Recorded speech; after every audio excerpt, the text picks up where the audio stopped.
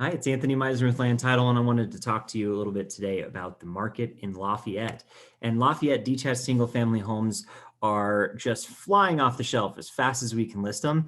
And the real issue that we've created over the last few years, or at least the last year, is that there's just not enough homes for sale on the market. There's much more people trying to purchase than there are trying to list and sell their homes. So building can't keep up, and this is kind of a common theme across Boulder County and across a lot of Colorado.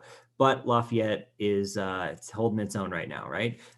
Keep in mind that there are a few factors in here that are going to be confusing and concerning. And what that is we were shut down about this time last year. So the year over year numbers are looking really extreme when they may not actually be as extreme as they look, right? The under contract numbers in March are all looking way up because there was a lot of stuff going on. A lot of people couldn't get under contract. Loans were falling apart. Deals were falling apart.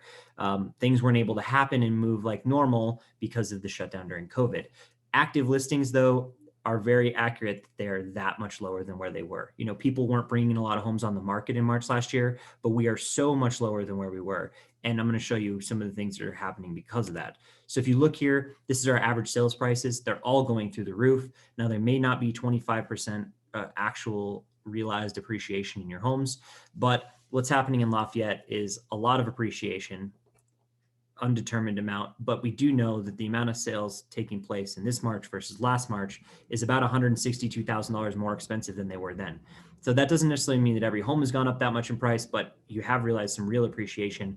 Higher end homes are about the only thing where there's a lot of inventory. So there's a lot more luxury sales taking place in all the markets than there were a year ago.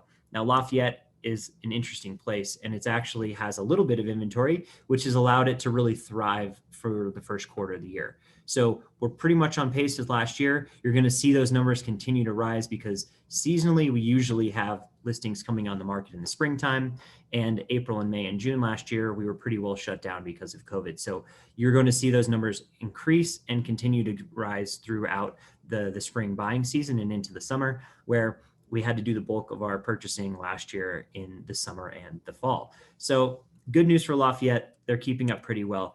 Biggest concern here is the amount of inventory on the market. We're at about 0.4 months, and 0.4 months is somewhere between 1 and 2 weeks of inventory. We're usually at balance around 4 months. So we're 10 times less than balance, but compared to other markets around it, like Erie, where Erie has double, or let's say Erie has about half of the inventory prospectively to Lafayette, Lafayette is in an okay spot. This is not a bad spot to look, right? Because you might have a little bit more options to purchase a home in Lafayette than some of the surrounding areas like Broomfield, or Erie, or Longmont at this point.